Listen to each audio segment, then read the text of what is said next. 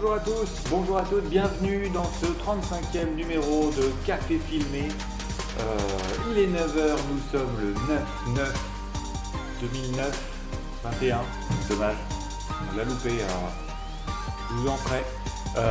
Mais non, donc nous sommes jeudi 9 septembre 2021, il est 9h, on commence de bonne heure, de bonne humeur. Et ben on a encore un bon planning avec deux sujets intéressants. Et cette fois-ci, bon, pas de fioriture, donc on passe directement au programme.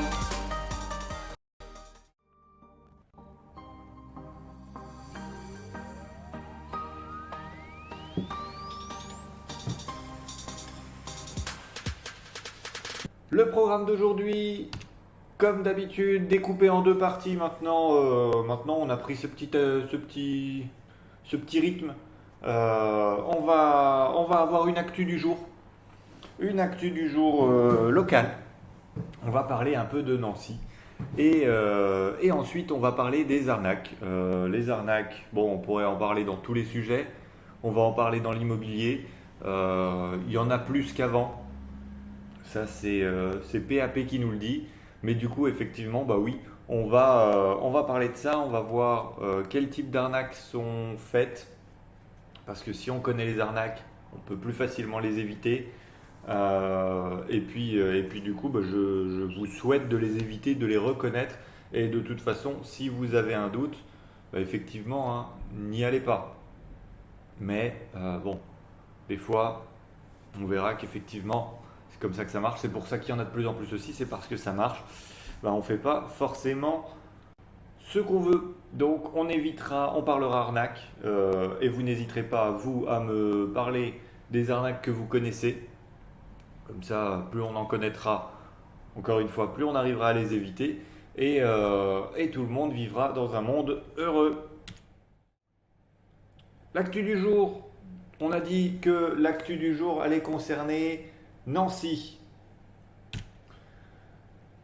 Et c'est Nancy Thermal. Alors, pour ceux qui ne sont pas de Nancy et pour ceux qui sont de Nancy mais qui ne sont pas au courant, la piscine découverte au secteur Sainte-Marie est fermée depuis pas mal de temps maintenant, hein.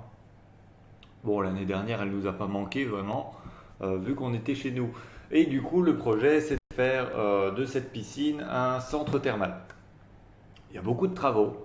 Il y en a encore beaucoup, il en reste beaucoup, mais là, donc, effectivement, il y a eu une petite milestone symbolique. C'est que, donc, il y a une des pièces maîtresses du nouveau bâtiment qui a été posée cette semaine. Tac, tac, tac, tac. Le dôme en bois qui va être le chapeau de Nancy Thermal. Donc on a des photos qui ont traîné sur internet. Hop, je prends le tweet de la ville de Nancy. Une étape importante pour le chantier Nancy Thermal pose ce mercredi, alors c'était mardi. Ils n'ont pas corrigé. Étonnamment, il y a eu des centaines de commentaires pour dire qu'on n'était pas mercredi, on était mardi, par les équipes de Bouygues du nouveau dôme en bois des Vosges sur le toit du futur centre thermal. Plus de 13 mètres de hauteur de charpente et 14 tonnes. C'est un beau bébé. Voilà, donc on a un œuf de Pâques géant qui a été gentiment porté sur le toit de Nancy Thermal. Donc on a l'ancien dôme historique sur le côté et le nouveau en bois dont nous venons de parler juste ici. Voilà, il faudra que je passe dans le coin. Bon, j'aurais pu profiter du beau temps de cette semaine. Ça va, finalement. Et pour faire une photo en réel hors chantier depuis la route pour voir si on voit bien ce qu'on voit, etc. Je vois le commentaire hein, d'un monsieur qui n'a pas l'air content parce qu'il ne voit que du béton. Nous irons vérifier nous-mêmes. Là, normalement, c'est bon, vous voyez. Donc, on a dit Chopin ici. Hop, la rue qui mène vers Artem ici. Oh, un joli petit toboggan. Ah, il va dehors. puis il re-rentre à l'intérieur. Ça va être sympa ça. Et donc voilà, le dôme en bois, c'est celui-là. Donc c'est vrai que depuis la rue, moyen sûr, moyen plus plus, une fois que le toit y sera. Mais à voir en fait, à voir. Parce que pour l'instant, bon, de ce que j'ai pu voir, c'est pas ça. C'est pas aussi joli. Ah, on a carrément, effectivement, la petite vidéo qui va bien. Je sais pas s'il y a du son, peut-être oui, il y en a. Je sais pas à quel point il y est. Donc là, on voit un début de dôme à voir dans la vraie vie. Effectivement, l'intérieur. C'était en 2018 cette vidéo. Nous verrons du coup si effectivement ça ressemble à ça une fois fini. On prend note. Je sais pas la date. Je vais regarder vite fait. Date Nancy Thermal. Alors j'ai vu aussi des articles passer hein, comme quoi le tribunal se penchait sur les appels d'offres, etc. Euh, L'objectif est pour 2023. Voilà, donc effectivement, bah voilà. Hop, comme ça, on aura fait le tour de Nancy Thermal. La justice met un coup d'arrêt au projet actuel. Alors, il n'y a pas un coup d'arrêt au chantier, mais c'est un coup d'arrêt pour la gestion, il me semble. Le contrat qui lie la métropole à l'entreprise en charge de la conception et l'exploitation. C'est le côté exploitation qui est bloqué. Et du coup, bah, effectivement, pour l'instant, ils ont jusqu'à 2023 pour trouver un gestionnaire après tout. Voilà. Est-ce que je vous ai mis ça? Oui, hein, il est passé, hein, non? Il est là? Voilà. On ne l'est pas fait pour rien. Dans un instant, on parle d'arnaque, juste après une courte page de pause.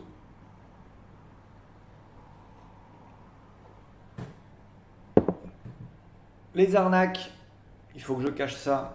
Voilà. Les arnaques. Euh, les arnaques, vaste sujet, les arnaques. On peut en parler donc sur tous les sujets si vous voulez acheter une voiture, une tronçonneuse, n'importe quoi. Même dans les mails, les SMS maintenant, hein, j'ai énormément de SMS. J'avais vu un article, hein, pareil, les SMS, vous avez reçu un colis de Chronopost ou de machin, etc. Il faut se connecter sur un site internet, donner des identifiants, etc. etc. Beaucoup d'arnaques partout. Le sujet qui nous intéresse aujourd'hui, c'est les arnaques dans l'immobilier. Et l'article que je vais montrer, c'est par rapport à la location. Mais arnaque aussi dans la vente, il faut faire attention aussi bien quand on est vendeur que quand on est acquéreur. Voilà, quand on est acquéreur, l'arnaque, alors sans compter les arnaques, effectivement, il y aura les vices cachés et les dols. Donc vous visitez un bien, on ne vous dit pas que c'est une fosse septique alors qu'il y a un raccordement à la voirie. Ça, c'est une arnaque. Sur le papier, bah, effectivement, on vous a menti pour vous vendre le bien. Vous l'auriez peut-être acheté moins cher parce qu'on ne vous a pas dit qu'il y avait un avion qui passait toutes les 5 minutes au-dessus.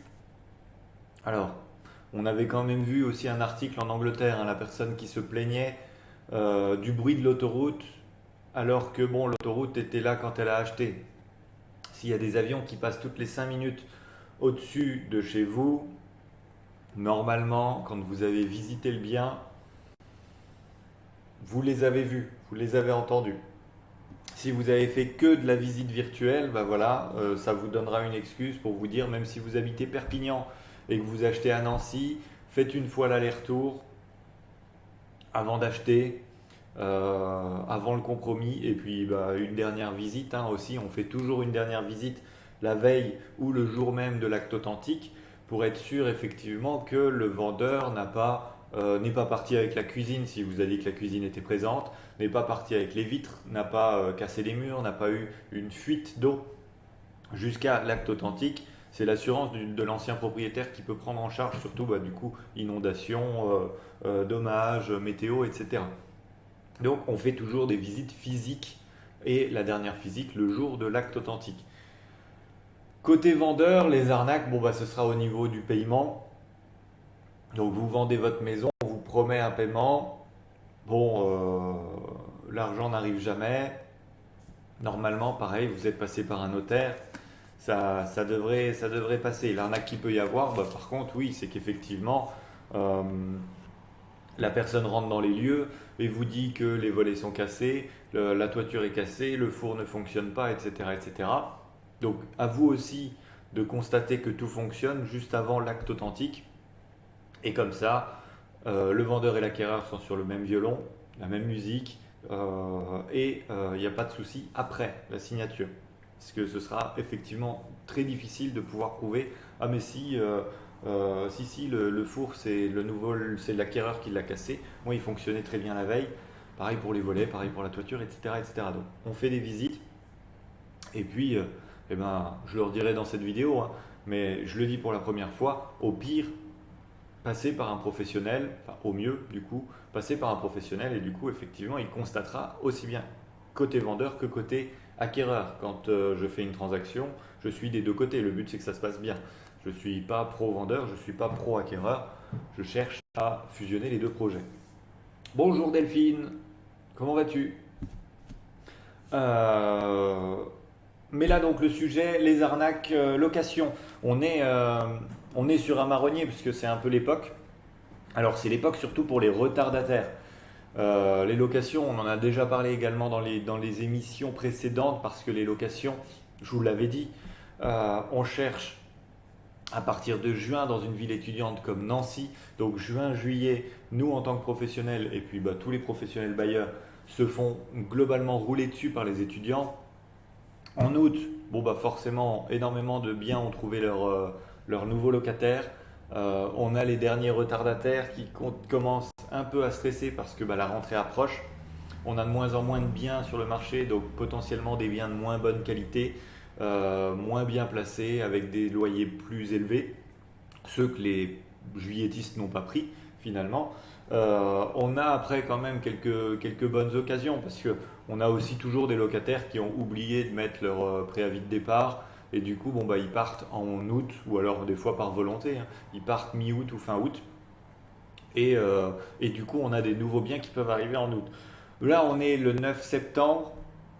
Alors j'ai discuté avec des étudiants hein, qui m'ont dit aussi certaines fois ils ont les réponses d'acceptation d'une école très tard.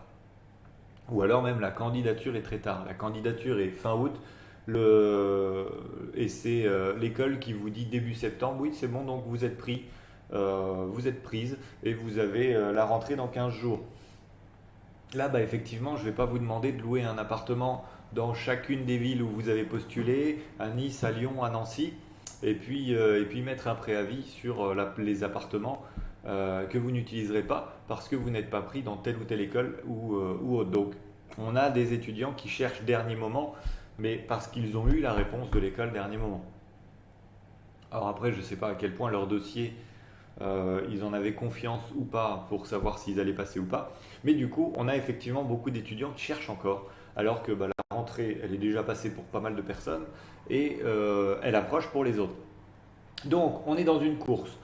Il va falloir au plus vite trouver un bien. On est un peu moins regardant, on est stressé, on trouve la bonne occasion et c'est dans les moments de stress et de précipitation où on se fait arnaquer le plus souvent. Nous avons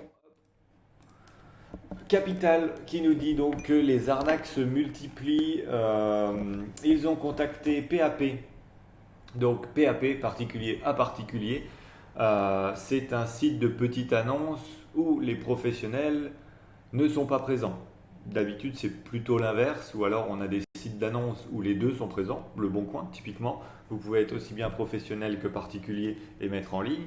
On a des sites où seuls les professionnels peuvent être présents, se loger. Alors, ils ont peut-être changé, ou alors, le statut, forcément, hein, location meublée professionnelle, peut peut-être potentiellement y aller, mais se loger, en tout cas pour la vente, c'est en grande majorité des professionnels. Comme ça, je suis sûr de ne pas me tromper. Parce que peut-être qu'il y a des particuliers dernièrement, ils ont fait des essais, parce que peut-être que les professionnels, ça ne les nourrit pas assez. PAP, c'est le contraire. Il n'y a que des particuliers sur PAP. PAP fait des contrôles manuels sur ses annonces. Alors, ce sera un peu le souci également, hein, étant donné que le contrôle est manuel. Il ne contrôle pas tout. Mais sur les annonces vérifiées, en 2019, on est à 10%, allez 9% d'annonces retoquées, refusées par les contrôleurs de PAP. Cette année, on est à 20%. Donc on a doublé le nombre d'annonces refusées pour cause de suspicion d'arnaque. Là, on est vraiment dans la suspicion d'arnaque. On n'est pas dans le oui, votre titre il est pas bien, vos photos sont pas belles. Non, c'est des annonces qui sont contrôlées pour éviter l'arnaque. Alors, on n'a pas non plus la proportion d'annonces vérifiées. Alors, on peut partir du principe que si en 2019 ils en ont vérifié 100 et que cette année ils en ont vérifié 200, globalement la moyenne aurait dû être la même si les arnaques étaient la même. Mais peut-être qu'effectivement, si cette année ils ont tout vérifié, ils sont tombés sur toutes les annonces, alors que s'il y a 2 ans ils en ont vérifié 10, il y en avait une qui était malveillante et ça a fait leur moyenne. Mais globalement, voilà, on a 20% des annonces vérifiées par PAP qui sont des arnaques. Donc le problème est quand même dans ce que je viens de dire, c'est que c'est des annonces vérifiées. Il me semble que euh,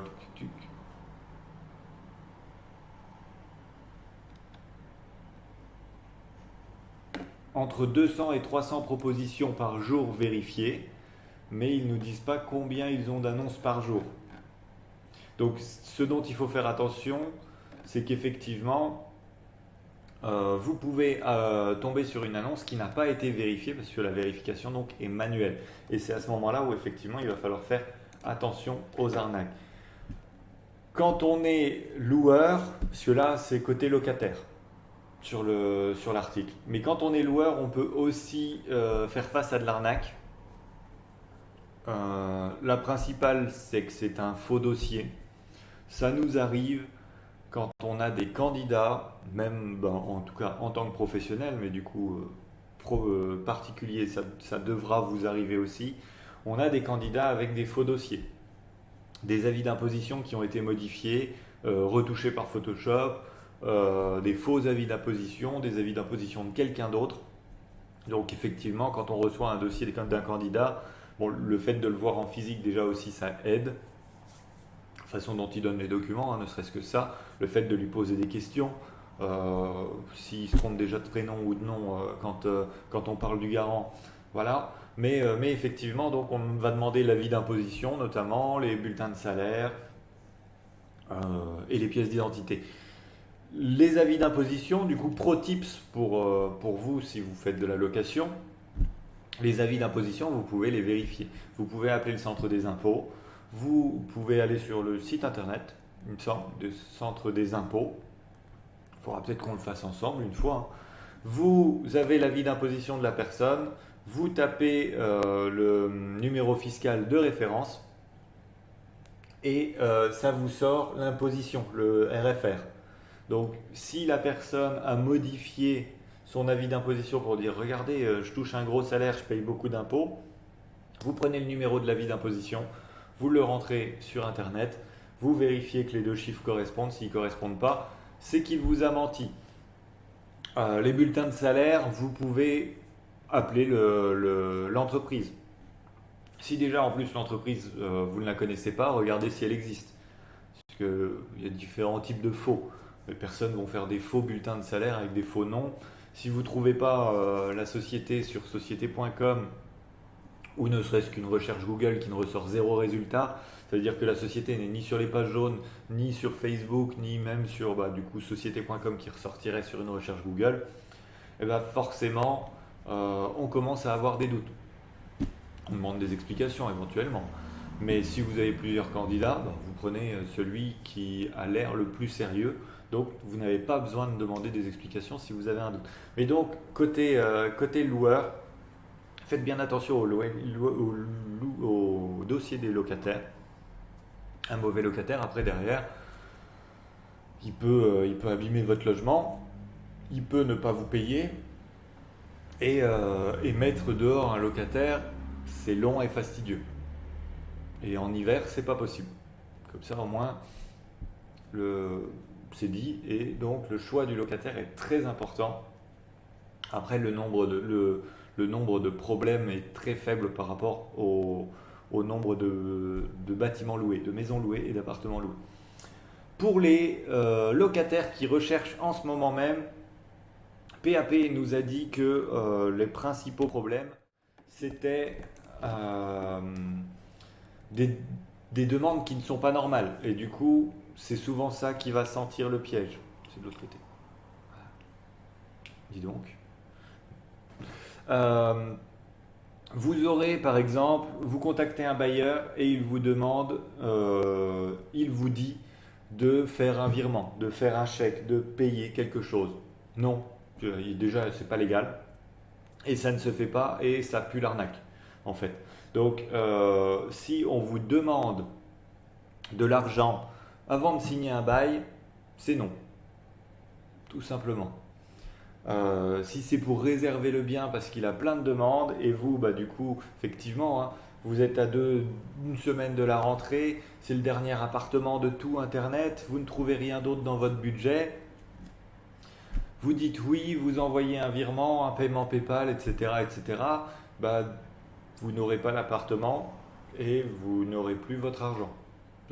Comme ça.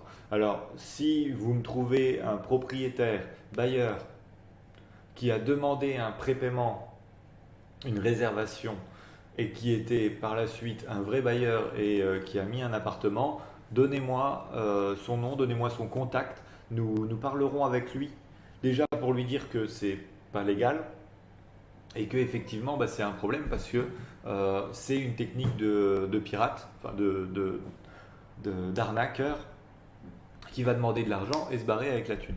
Donc si on vous demande de l'argent avant de signer un bail, avant de signer quoi que ce soit, vous passez à l'annonce suivante. C'est pas tant de vous dire ouais mince, je me retrouve à la rue, c'est parce que j'ai pas voulu payer. Non, vous auriez été à la rue, mais avec un peu d'argent en moins. Donc pas de paiement avant de signer un bail, avant de signer un état des lieux, et du coup bah, vous faites effectivement un chèque pour la caution et vous prenez le RIB du propriétaire et vous ferez un virement tous les mois du loyer. Mais donc, vous le faites qu'après avoir signé le bail, jamais avant. Donc pas de PayPal, pas de Western Union, pas de virement bancaire, niet, rien du tout.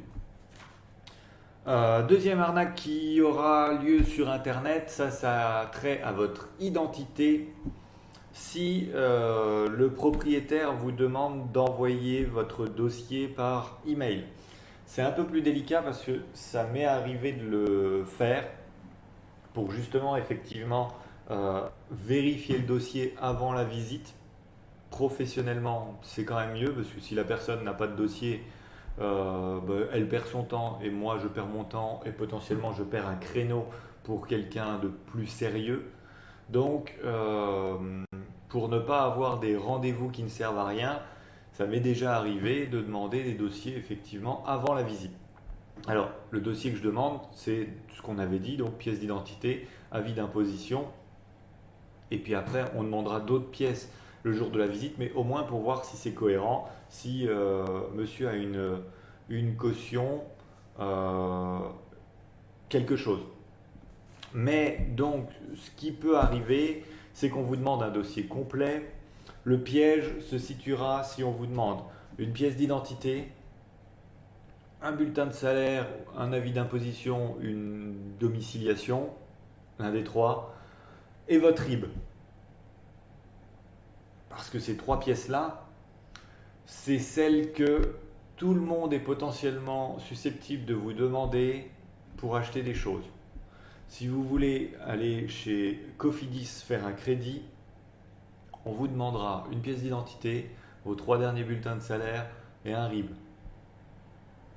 Si vous faites une demande d'ouverture de ligne internet ou une ligne téléphonique, euh, vous contactez SFR, vous pouvez faire le test, hein, vous allez sur le site de SFR, vous dites bonjour, je veux un nouveau téléphone avec une carte SIM, un abonnement à 100 euros par mois, on vous demande une pièce d'identité, une preuve de domicile et un RIB.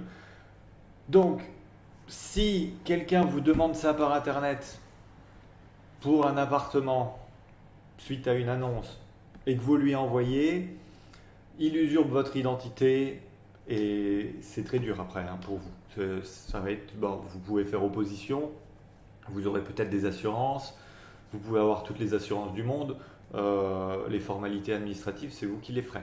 Donc, sur Internet, vous pouvez effectivement envoyer certains documents quand on vous les demande. N'envoyez pas de RIB, déjà, surtout pas en plus en même temps d'une pièce d'identité et d'un justificatif de domicile. Le RIB, le propriétaire n'en a pas besoin.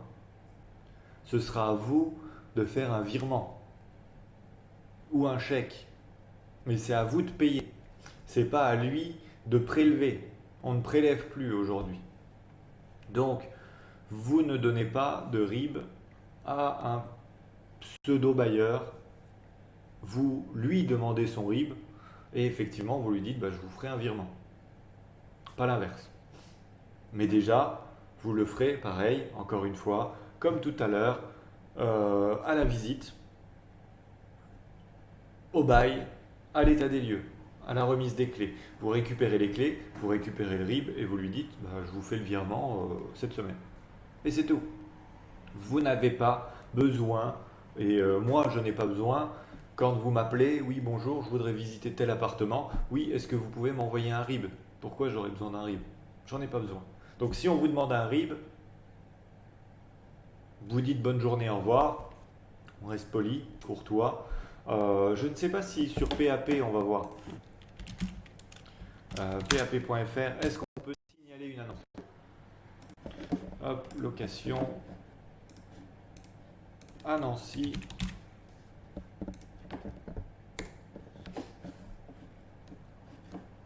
Hop là. Peut-on signaler une annonce? Imprimer, ajouter, tac tac tac. Envoyer, j'autorise, voir l'adresse.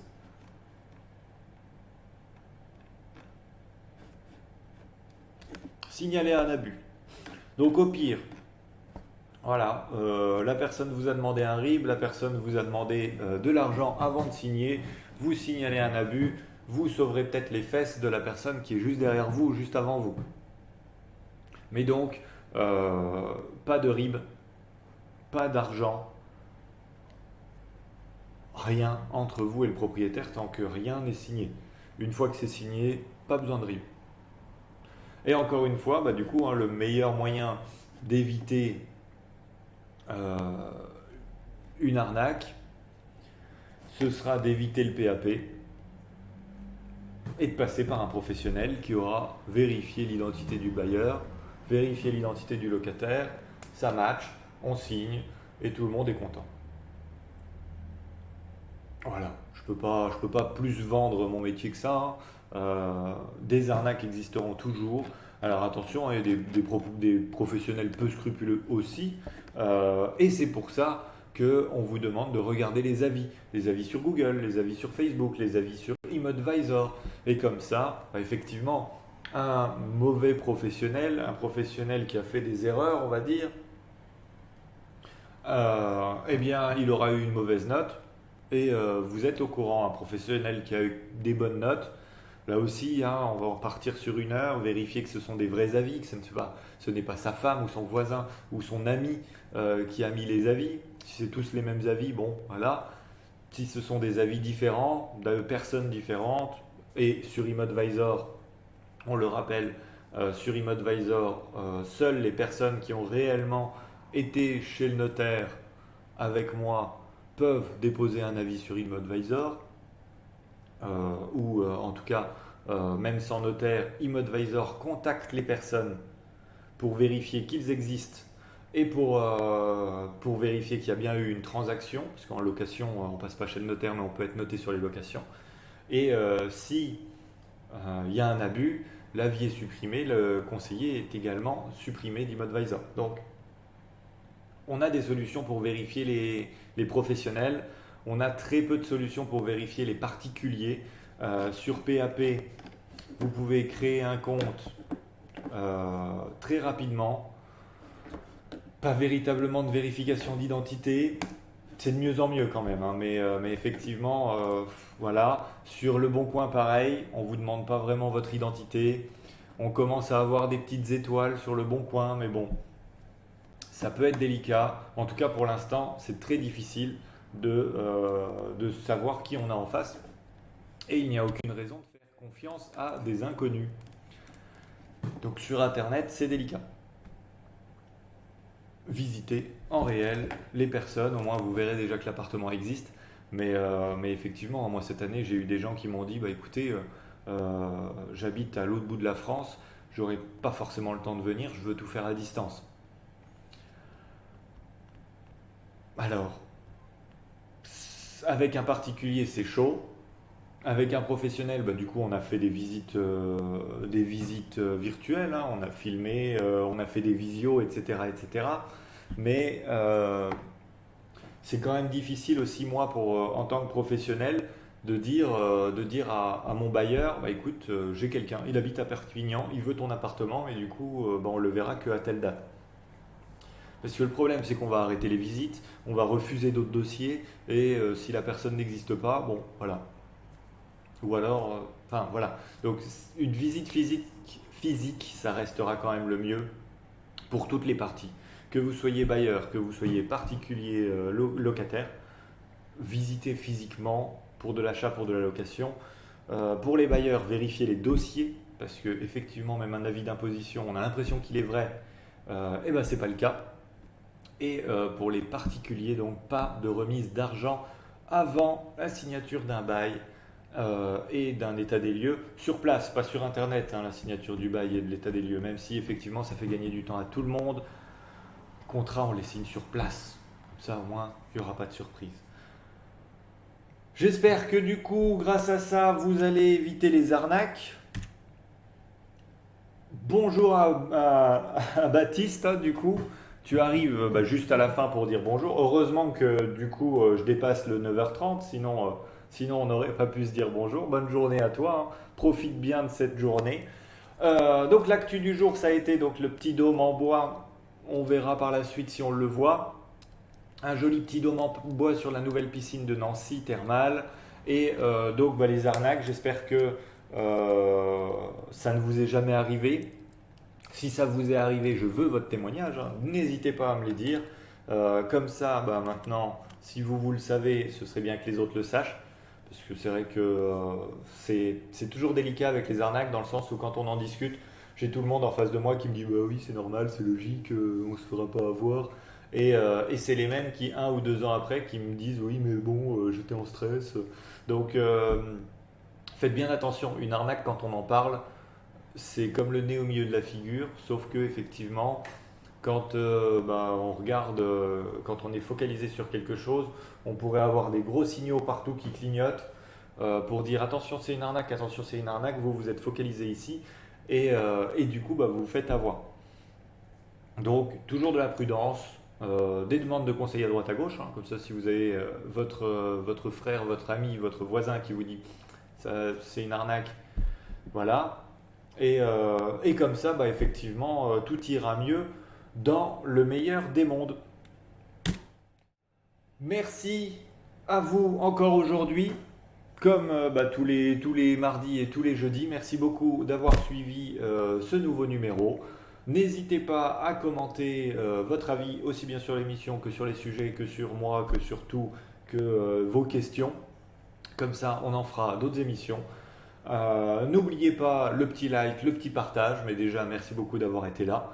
Et puis bah, sur YouTube, même chose, petit like, petit partage sur vos réseaux et petit bouton s'inscrire juste ici, petite cloche pour être au courant des prochaines vidéos, parce qu'il n'y a pas que des cafés filmés, il n'y a pas que des directs sur Facebook. Donc n'hésitez pas, même si vous êtes sur Facebook, là maintenant tout de suite, à aller sur YouTube et à vous inscrire pour voir tous les autres contenus. que je fais. Merci à tous, je vous souhaite un bon jeudi, une bonne fin de semaine. On se dit à mardi. Et puis bah, ciao, bye bye.